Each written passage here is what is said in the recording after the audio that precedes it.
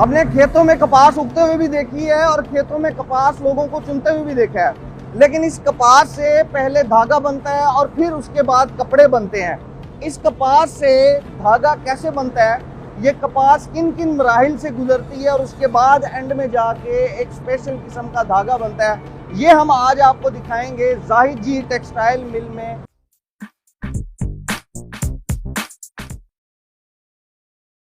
हमने खेतों में कपास उगते हुए भी देखी है और खेतों में कपास लोगों को चुनते हुए भी देखा है, लेकिन इस कपास से पहले धागा बनता है और फिर उसके बाद कपड़े बनते हैं। इस कपास से धागा कैसे बनता है, ये कपास किन किन मराहिल से गुजरती है और उसके बाद एंड में जाके एक स्पेशल किस्म का धागा बनता है, ये हम आज आपको दिखाएंगे जाहिद जी टेक्सटाइल मिल में। मैं इस वक्त मौजूद हूँ स्पिनिंग यूनिट में। आपको हम दिखाएंगे कि रुई से धागा किन मराहिल से होकर गुजरता है। आएंगे, मेरे साथ मौजूद हैं मोहम्मद तारिक साहब। मोहम्मद तारिक साहब जो है वो मिल मैनेजर हैं यहाँ पे स्पिनिंग यूनिट में। ये जो पहला प्रोसेस है मेरे ख्याल में ये स्टार्ट हो रहा है जी, बिल्कुल धागा बनने का। रुई आ रही है यहाँ पे, ठीक है।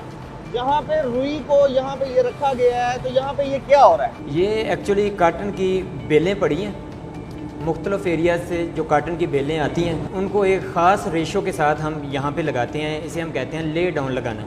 अच्छा, यहाँ पे हम डेली का इशू जितना हमें ज़रूरत होती है काटन की बेलों की, उतनी बेलें हम यहाँ पे रख देते हैं, लिटा देते हैं, बिल्कुल ठीक है जी। उसके बाद ये पहली मशीन जो है इसे ब्लेंडोमेट कहते हैं। ये फिर इन बेलों के ऊपर से काटन पिक करके आगे डिपार्ट को दे रही है अगली मशीनों को। अच्छा जी। यहाँ पे जो है वो ये आप ये जितने भी बंडल आ रहे हैं इनको ये प्रेसिंग भी तो हो रही है कुछ के, ये मुझे लग रही है कि सॉरी प्रेसिंग नहीं कर रही। अच्छा, एक्चुअली ऊपर से काटन उठा रही है ये। अच्छा, ये आहिस्ता आहिस्ता उनमें से कॉटन उठा के, और ये जो मुझे नजर आ रही है पाइप, इसमें से ये जो कॉटन जो है वो रुई हवा में से उड़ती हुई जा रही है, हवा के साथ। ये पाइपों में से ये सारे जो पाइप हैं इनमें से ये सारी गुजरती हुई जा रही है जी, बिल्कुल आगे मशीनों में जा रही है। तो इस प्रोसेस को, पहले प्रोसेस को क्या कहते हैं? इस प्रोसेस को ये actually just picking of cotton है, picking of cotton from bales. ठीक हो गया।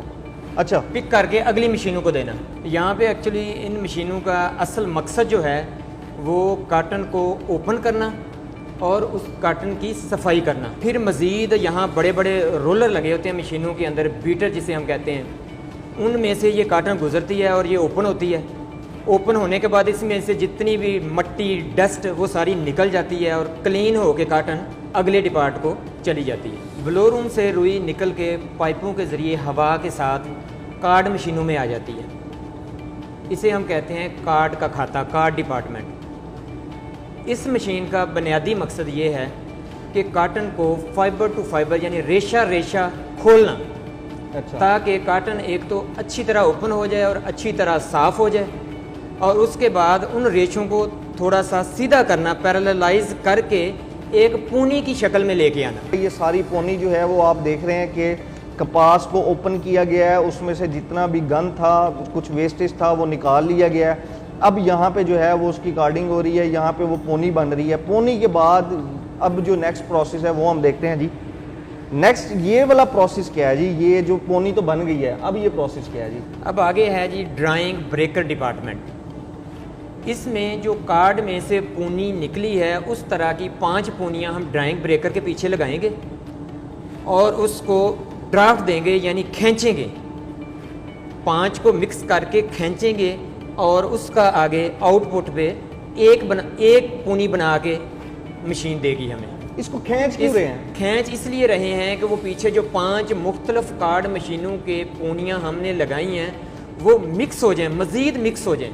एक बन रही है या ये आगे भी 5 ही बन रही हैं? ये आगे भी एक ही बन रही है, 5 से सिर्फ एक बनेगी। मिक्सिंग एंड ब्लेंडिंग हो रही है यहाँ पे। अच्छा। काटन की सारे डिपार्ट में जो भी मशीनें लगी हैं वो 5-5 की फीडिंग ही हम दे रहे हैं उसको। इसको हम कहते हैं ड्राइंग फिनिशर डिपार्टमेंट। अच्छा, इसमें मज़ीद जो ब्रेकर में से पूनियाँ निकली हैं उसको मज़ीद 6 को मिला के इस मशीन के पीछे लगाएंगे और ये मशीन हमें फिर उसको मिक्सिंग करके, ब्लेंडिंग करके और खिंचाव पैदा करके खींच के एक पूनी बना के हमें दे देगी। इसको हम एक कैन में जमा कर लेंगे। उसका वज़न तकरीबन 17 से 18 kg वज़न होता है उस कैन का। असल में ये मुख्तलिफ एरियाज़ की काटन होती है, मुख्तलिफ इलाकों से हम काटन ख़रीदते हैं पाकिस्तान से।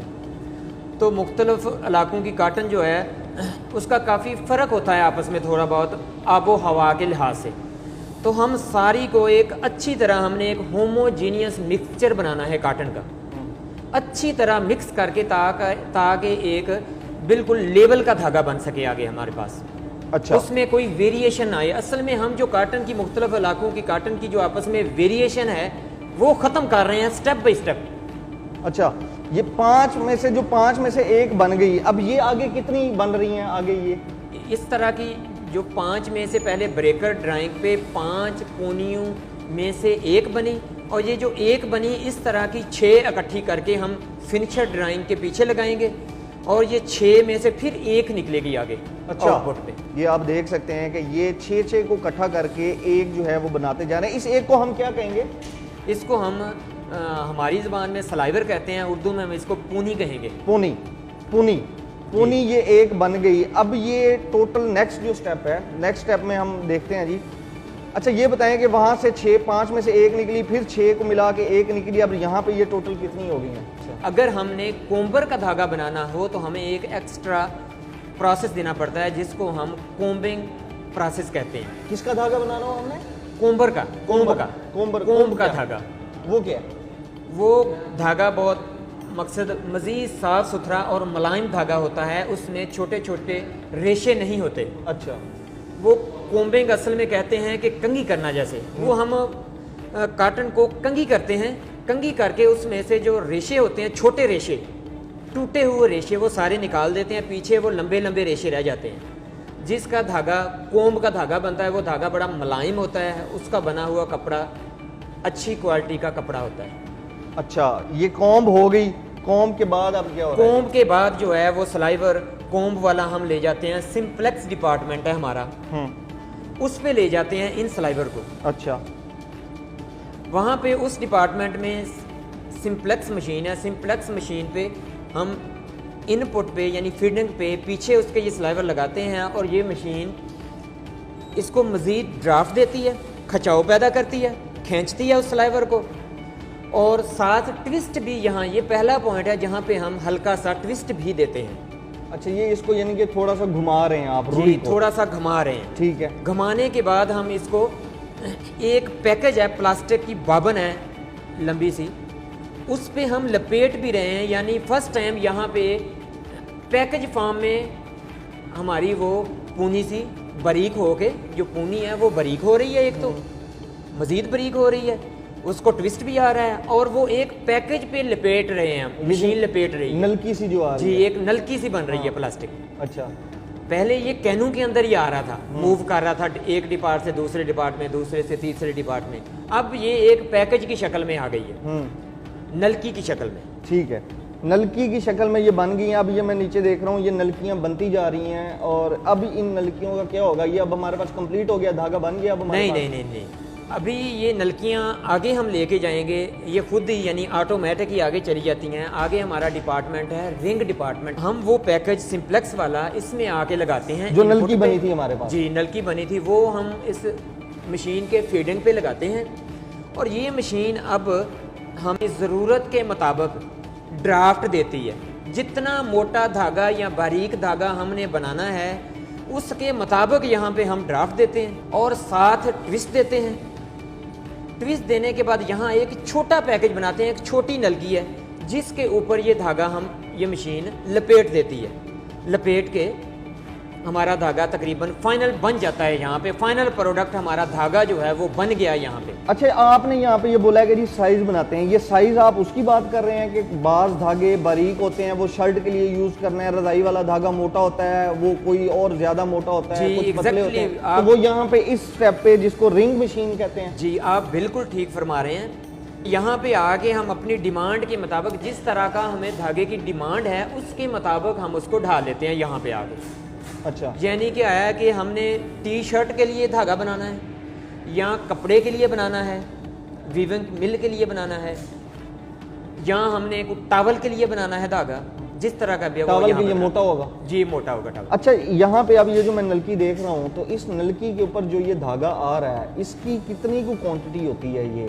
ये तकरीबन 40 ग्राम से लेके 55 ग्राम तक इस बाबन के ऊपर धागा होता है। अच्छा, ये एक नलकी जो है वो एक नलकी 40 के से ऊपर। 55 ग्राम के दरमियान में जो है वो इसके ऊपर धागा होता है। जी। इस तरह की ये जो है वो नलकियां बनती आ जी, रही हैं और बिल्कुल। इसको जो है वो रिंग मशीन कहा जाता है। जी। यहाँ पे अब आपने जैसे बताया कि आपकी साइज भी बन गया है, हमारे पास पीछे ड्राफ्टिंग भी हो गई है, खिंचाव भी हो गया जी, है, बिल्कुल। क्लीनिंग भी होगी हमारे पास। हमने रुई को जो है वो ट्विस्ट भी हमने कर लिया उसको, जी। ठीक है। मैक्सिमम प्रोसेस हमारा हो गया, हम तकरीबन अब फाइनल धागे की तरफ पहुंच चुके हैं, जी। ठीक है। अच्छा, ये अगर हम फाइनल यहाँ पे बन चुका है तो मुझे ये जो साथ वाला प्रोसेस है ये क्या प्रोसेस है? ये जो जी एक्चुअली आपको सामने ये डिपार्ट नज़र आ रहा है, इसको हम कहते हैं ऑटोकोन डिपार्टमेंट। रिंग में ऑटोकोन डिपार्टमेंट। अच्छा। रिंग में जो हमने धागा बनाया था छोटी सी नलकी पे, उसका वजन था सिर्फ 40 से 60 ग्राम तक। ये नलकी जो है इसको आप कौन कह रहे हैं? इसको हम बाबन कहते हैं, बाबन कहते धागे हैं। वाली बाबन। अच्छा, तो ये जी। कौन क्या है, कौन?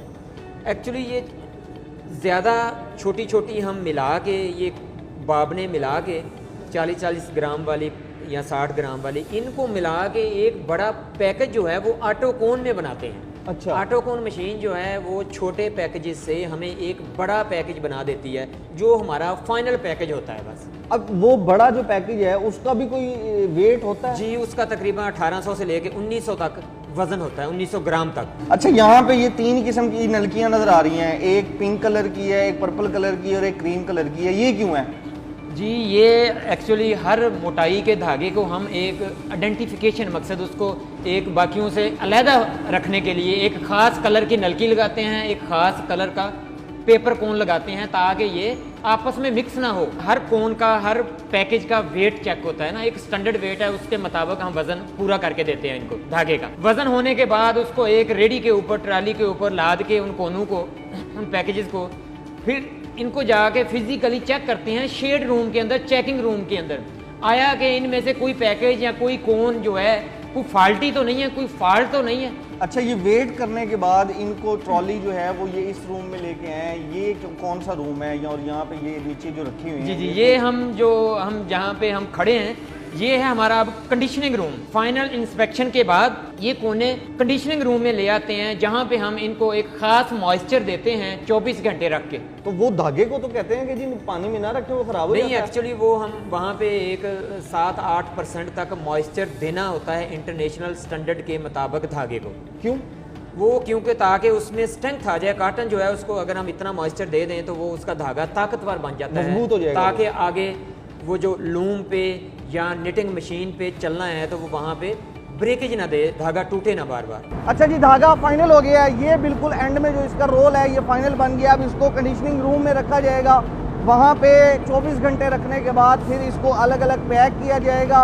अलग अलग पैक करने के बाद इनको जो है इनके रोल बनेंगे और फिर इनको फाइनल जो है वो क्लाइंट तक जो है वो पहुंचा दिया जाएगा और क्लाइंट इससे आगे जो है वो कपड़े बनाएंगे।